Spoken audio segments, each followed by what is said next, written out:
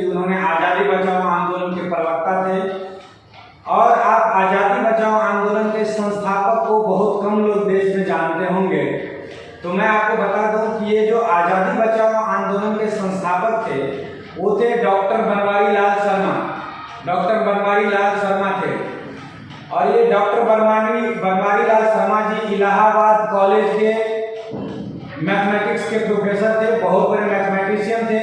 उन्होंने पूरी दुनिया में जितनी भी देश है उसमें से 4-5 देश को केवल छोड़ करके लगभग सभी देश गए थे, सभी देशों का उन्होंने भ्रमण किया था और उन्होंने 350 मल्टीनेशनल कंपनी का अध्ययन किया था।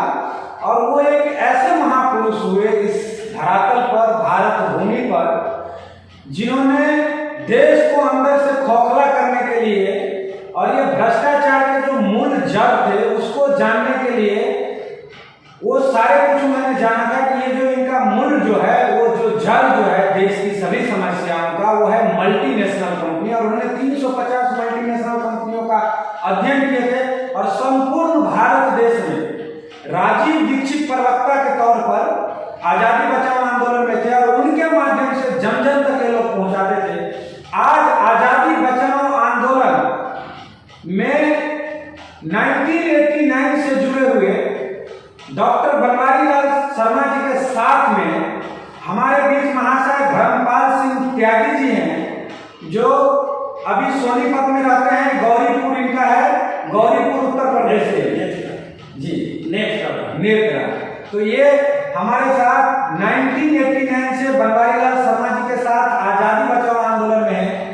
मैं तो सबसे पहले अपने चैनल में धर्मपाल सिंह त्यागी जी का बहुत बहुत स्वागत करूंगा जी। स्वामी जी, मैं ये जानना चाहूंगा कि ये जो आजादी बचाओ आंदोलन थे, इतने बड़े प्रोफेसर थे, उनको न पैसे की कमी थी, न उन्हें जॉब की चिंताएं थी, फिर भी उन्होंने जो देश के लिए, जो समाज के लिए अपना बलिदान दिए, त्याग दिए। जो आज कोई प्रोफेसर हो जाते हैं, कोई छोटे मोटे टीचर हो जाते हैं, कोई छोटे मोटे अधिकारी हो जाते हैं, तो वो अपने बच्चे में, परिवार में जमीन खरीदना, बिल्डिंगें बनाना, बच्चे के लिए पैसे बैंक बैलेंस करना, लेकिन ये सारे चीजों का उन्होंने त्याग किया था। आखिर उस महापुरुष के साथ आप रहे हैं, जिस महापुरुष को हमें प्रत्यक्ष रूप से कभी दर्शन करने का मौका नहीं मिला, सौभाग्य नहीं मिला, और हम बहुत बड़े सौभाग्यशाली हैं कि आप उनके साथ काम किए हैं और आपके साथ मैं आज हूँ। तो डॉक्टर साहब के साथ कैसे आपका जुड़ना हुआ, आप कैसे आजादी बचाओ आंदोलन में आए? वास्तव में डॉक्टर साहब के अंदर जो सबसे मुख्य बात थी वो देश प्रेम फूट कर भरा हुआ था जी। वो दीनहीन भारत को एक समृद्धशाली देश के रूप में देखना चाहते थे और उसके लिए उन्होंने अपना पूरा जीवन लगा दिया। मेरा उनका परिचय सर्वप्रथम ये जिस इलाहाबाद के अंदर वो गांधी फाउंडेशन के डायरेक्टर थे, उनसे परिचय हुआ। उसके बाद मेरा उनकी मित्रता बढ़ती चली और यहाँ तक कि मानव श्रृंखला के दौरान 35 किलोमीटर का हरियाणा बॉर्डर से और लाक्षा गया बरनावत मुझे कार्य सौंपा गया था। उसको उस परम पिता परमात्मा के दया से मैंने बहुत अच्छी तरह जो तैयार किया गया था उसको निभाया। उनके बारे में बहुत कुछ कहा जा सकता है। उनके बारे में किताब छपी है बनवारी समग्र नाम से। अच्छा, उसमें उनके कर्तव्यों का थोड़ा पूरा तो नहीं हमें परिचय मिलता है, परंतु एक घटना जो रोंगटे खड़े करने वाली है उसके बारे में अवश्य बताऊंगा। महाराष्ट्र के अंदर रत्नागिरी जो जिला है उसके आखिर में सबसे एक गांव है नाटा नाम से। वहाँ परमाणु संयंत्र लग रहा था। उस गांव के नवयुवक की पुलिस की गोली द्वारा हत्या कर दी गई। तो उसके विरोध के लिए एक हमने कार्यक्रम बनाया। वो कार्यक्रम था तारापुर जैतापुर। उसमें हमारे वाइस एडमिरल रामदास जी थे, कई उसमें न्यायाधीश थे और देश की गणमान्य हस्तियाँ थी। परंतु महाट से आगे पेन एक कस्बा है, वहाँ जाकर के इसने हम सबको घेर लिया और सबने करीब एक ज़्यादा त्याग किया कि आगे न जाए। परंतु डॉक्टर साहब तो अपने प्रण के पक्के थे, उन्होंने कहा कि नहीं, इस मामले में जाएंगे अवश्य जाएंगे। विवेकानंद मार्क्स ने, जसवीर जी, मनोज त्यागी और एक महेंद्र सिंह हमारे साथ थे।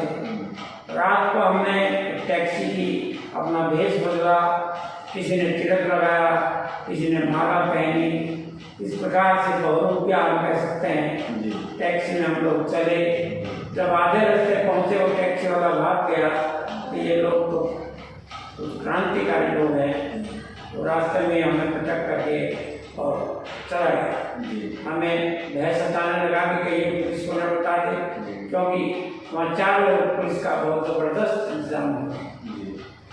रात को एक नवयुवक ने हमें एक पंचायत घर में टिकाया। सवेरे 4 बजे हमने बस पकड़ी, तो वहाँ भी CID के लोग नारा लगा रहे थे, परंतु हम सब मौन रहे। हमारे आगे भी पीछे भी पूरी महाराष्ट्र की जो थी पूरी पुलिस लगी हुई थी। जब उनको ये पता लगा कि यहाँ से जो आंदोलनकारी लोग निकल चुके हैं, तो वे हाफ पैंट में, बनियान में ही हमारे पीछे दौड़े और हम, एक पर्वत था, उस पर एक छोटी सी एक झोपड़ी पड़ी थी, उसमें चाय की दुकान थी। हम लोग वहाँ बैठ के अलग अलग होकर के सब, विवेकानंद मार्क्स ने मराठी जानता था, वो उनकी भाषा समझता था। सब अलग अलग हो गए और हमें लग रहा था कि अब हम पकड़े जाएंगे। ये निश्चित लग रहा था कि लोग अंदर है हाफ पैंट में, बनियान में, और उन्होंने अंग्रेजी में कहा कि दीज आर पिलग्रिम्स, ये तो तीर्थयात्री हैं।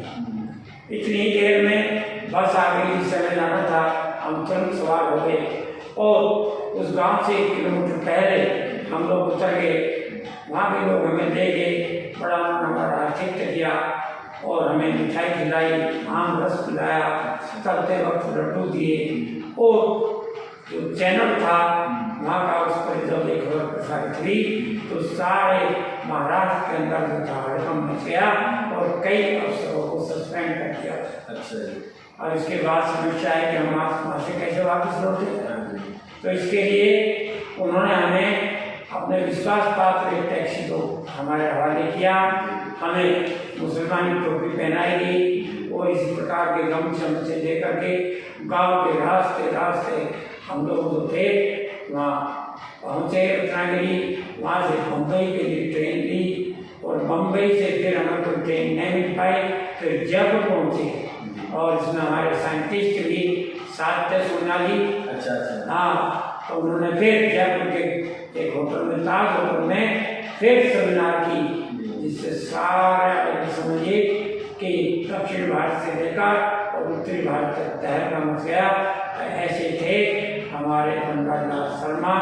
रात को सूखी एक गंगा नाला था, उस पुल के नीचे रात को हम दोनों ने साथ साथ उबड़ खाबड़ गंदगी में 4 घंटे में ये मेरे जीवन का एक ऐसा संस्मरण है कि जिसे मैं कभी नहीं भूल सकता। अच्छा। बातें तो बहुत है, परंतु फिर कभी अवसर मिलेगा मैं फिर उनके संबंध में कुछ ऐसी बातें बताऊंगा कि जो मैं समझता हूँ कि आज किसी मनुष्य में पाए जाने दुर्लभ है। और यदि हम बनवारी लाल को समझ लें तो मैं समझता हूँ कि देश से जो आज धुन लगा हुआ है भ्रष्टाचार का, ये समाप्त हो जाए और ये देश एक ऐसा देश बने कि इससे विश्व में इसका नाम होगा।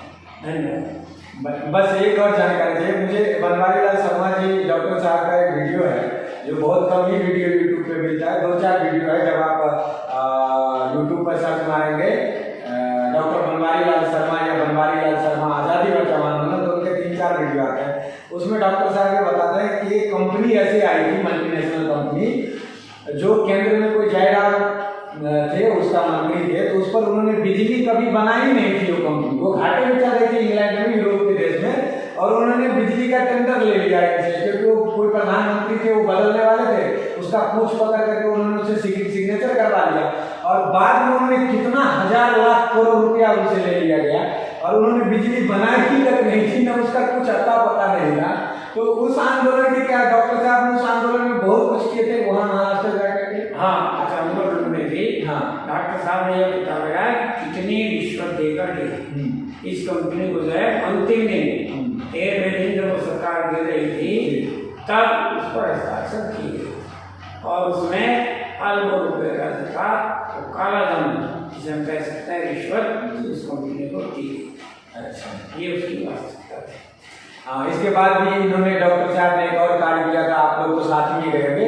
एक हजारीबाग करके झारखंड में एक जिला है, जिनके हम तो अभी हजारीबाग नहीं गए हैं, झारखंड में कई सारे जिला में गया हूँ, रांची गया हूँ, अलग अलग जिलाओं में गया हूँ, लेकिन हजारीबाग मूल रूप से मैं गया भी तो रेलवे स्टेशन से नीचे नहीं उतरा। डॉक्टर साहब के जीवन में एक ऐसी घटना घटी कि हजारीबाग जिला एक ऐसा संपन्न सुखी जिला है जहाँ खेती बहुत अच्छी होती है, सब्जी आदि की खेती होती है, हर तरह की फसलें होती है, पानी है और ऐसी पानी है जो ठंडी पानी भी है, नॉर्मल भी है, गर्म पानी भी है वहाँ कोई। तो उसमें एक ऐसी कंपनी थी, मल्टीनेशनल कंपनी आ रही थी जो कह रही थी कि हम बिजली बनाएंगे आपके देश के लिए और वहाँ हमें कोयला का खदान है, कोयला निकालने के लिए हमें टेंडर दो। तो फिर डॉक्टर साहब ने वहाँ पानी चला ले लो, पानी ले लो, पानी डूब गया चले। तो उसमें पानी डूब गया तो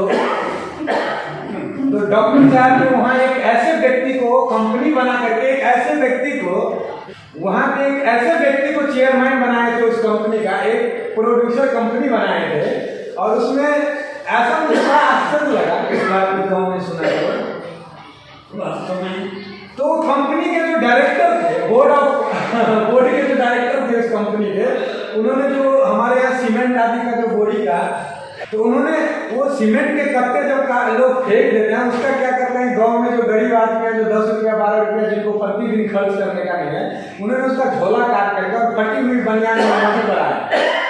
जब उसका उद्घाटन हुआ कंपनी का, सारे लोग बैठे थे, हजारीबाग में बड़े बड़े लेवल के लोग बैठे हुए थे, उच्च अधिकारी सब बैठे हुए थे। उसके सामने में जब डॉक्टर साहब ने एक कंपनी के चेयरमैन को प्रस्तुत किया गया उसका वेशभूषा देख करके, तो डॉक्टर साहब ऐसे अद्भुत अद्भुत कार्य करते थे जिसके बारे में मुझे कुछ बड़ा बताया। हाँ, हमने डॉक्टर साहब के साथ रहकर बहन भी हमारे साथ थी, अमरनाथ भाई भी हमारे साथ थे, वहाँ हमने पूरा सत्याग्रह चलाया। जहाँ तक प्रोड्यूसर कंपनी की बात है, एक गांव में खुद मशीन लगा करके बिजली बनाने का काम डॉक्टर साहब ने वहाँ शुरू किया। और डॉक्टर मिथिलेश दांगी जो झारखंड के सबसे लड़ाकू हमारे योद्धा हैं आज भी, उनका सबसे ज़्यादा उसमें सहयोग रहा। आज भी वो उस लड़ाई लड़ रहे हैं। तो यहाँ एक और घटना बता देना चाहता हूँ मैं, जब डॉक्टर मिथिलेश दांगी को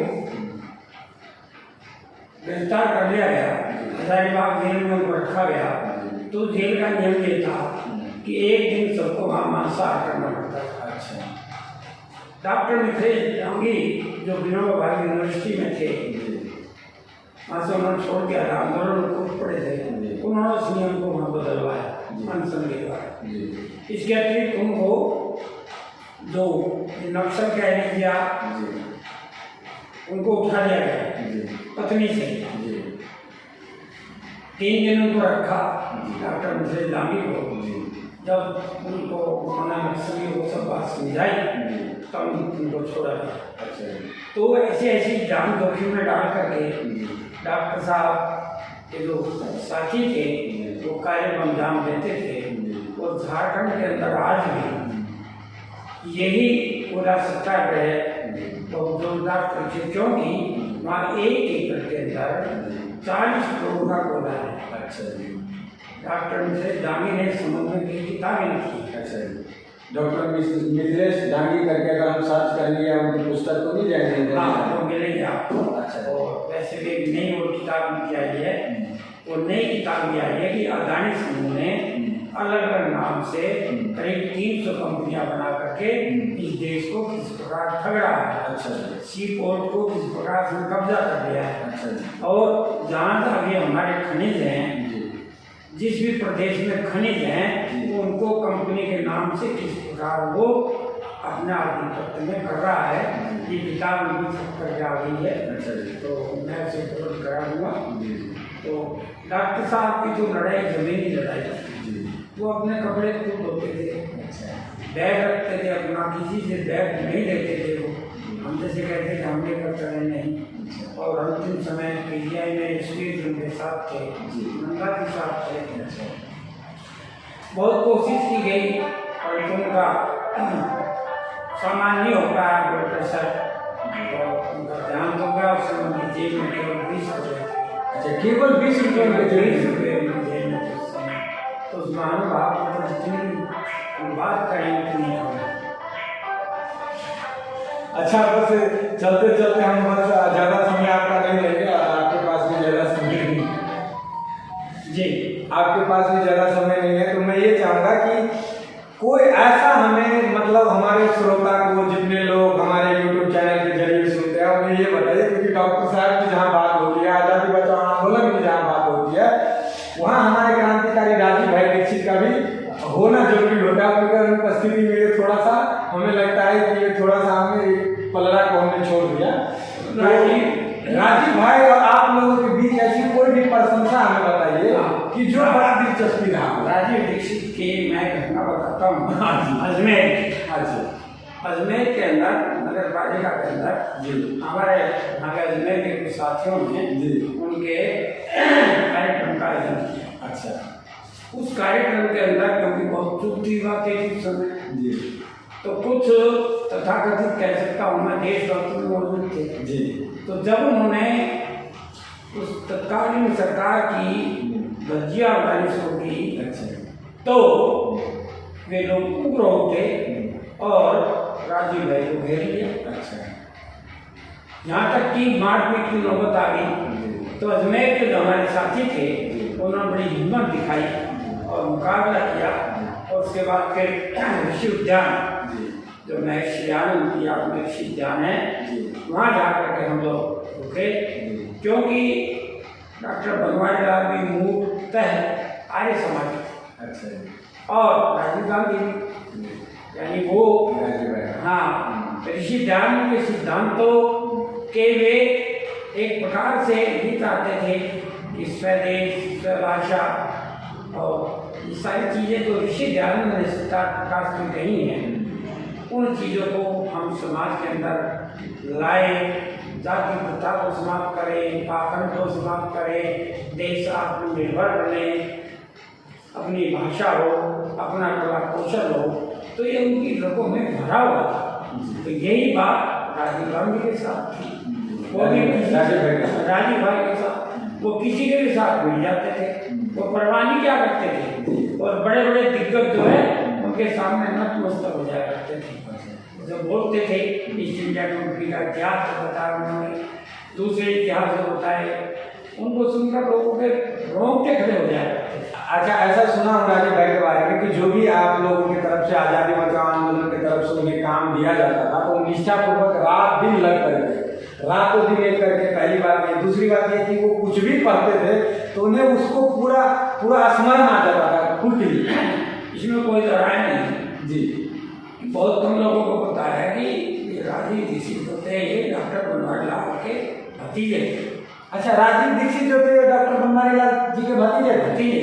अच्छा जी। और जब उन्हें लेकर के आए डॉक्टर साहब तो इनके भाई ने कहा था कि क्यों इसका जीवन बर्बाद कर रहे हैं, परंतु डॉक्टर साहब ने बताया था और वो स्मरण शक्ति के धनी थे।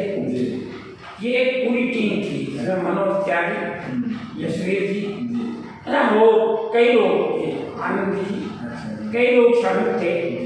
मनोज त्यागी की तो विशेषता एक थी कि वो ट्रांसलेटर को गजब के थे। अच्छा जी। विदेशी जितनी पत्रिकाएं होती थी उनका वो बिल्कुल, आज तो हम कंप्यूटर के द्वारा करते हैं, हाँ जी, वो तो कमाल के ट्रांसलेटर थे। इसी प्रकार से फ्रांस से एक पत्रिका आया करती थी, उसका ट्रांसलेट जो है वो स्वयं डॉक्टर साहब क्या करते थे। तो वहाँ एक प्रकार से मैं तो ये कहता हूँ कि स्वराज विद्यापीठ एक प्रकार से एक ट्रेनिंग सेंटर था। इलाहाबाद यूनिवर्सिटी के जितने छात्र थे, यानी जो समझिए कि इंटरनेशनल सभी के बच्चे वे हर शुक्रवार शनिवार को हमारा सेमिनार होता था, अलग अलग विषयों पर फील्डें दिखाई जाती थी, उसमें वो होल पूरा का पूरा भर जाए। वो जमाना ऐसा था।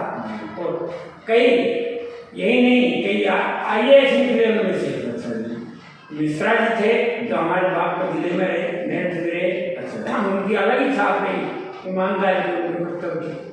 तो मेरा कहने का मतलब ये है कि जो भी डॉक्टर साहब के संपर्क में आया, राजीव जी के संपर्क में आया, वो तो एक प्रकार से तब करके तो कुंदन बन गया। ये उनकी विशेषता थी। हम तो आप लोगों के जैसा बहुत सारे त्याग तपस्या नहीं किया है। मैं बनवारी लाल जी से डॉक्टर साहब के नाम से एक छोटी सी पुस्तक मैं आपको दिखा दूँ।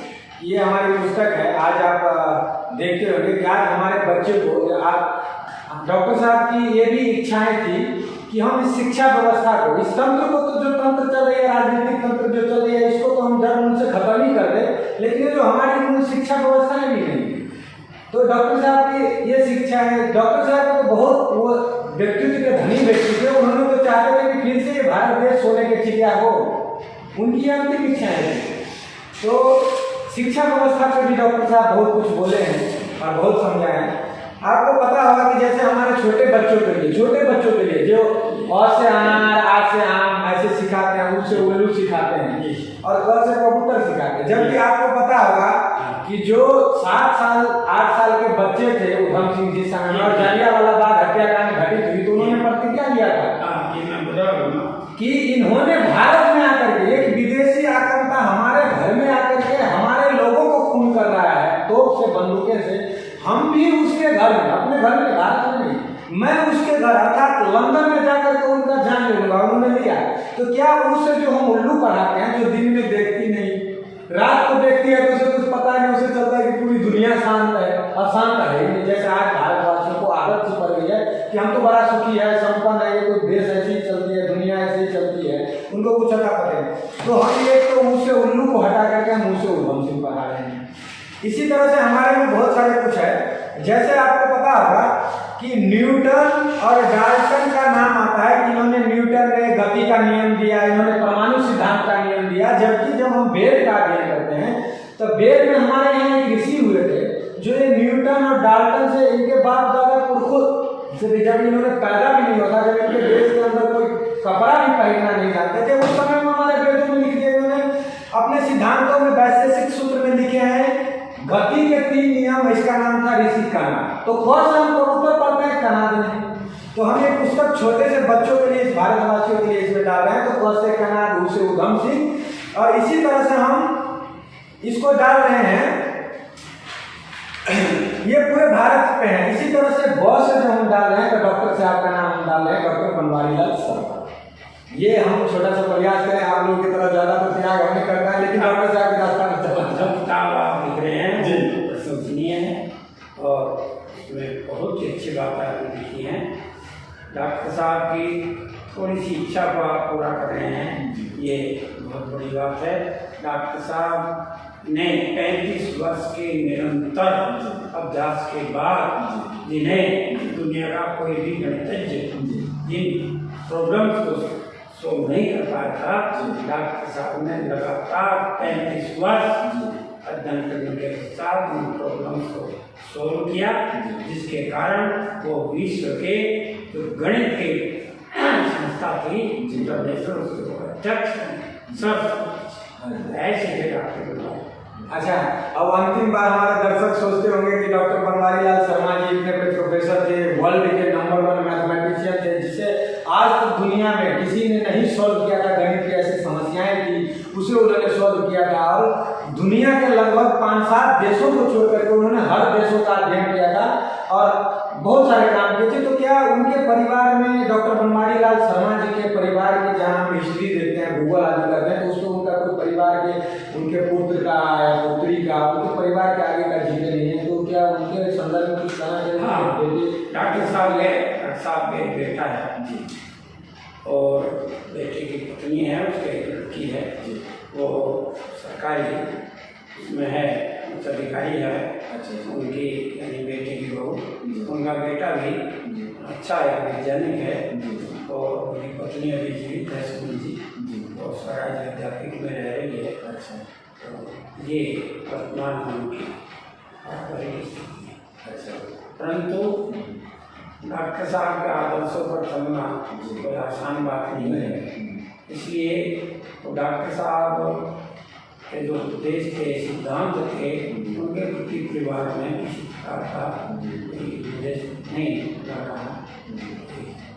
उनके वो दूसरे लोग हैं जो इस मिशन को आगे भी आगे चला रहे हैं, उनका प्रयास जारी। आपने समय दिया हमारे चैनल के लिए, हम आपका बहुत आभारी हैं और आपका बहुत बहुत धन्यवाद। ठीक, धन्यवाद। फिर कभी अवसर मिलेगा।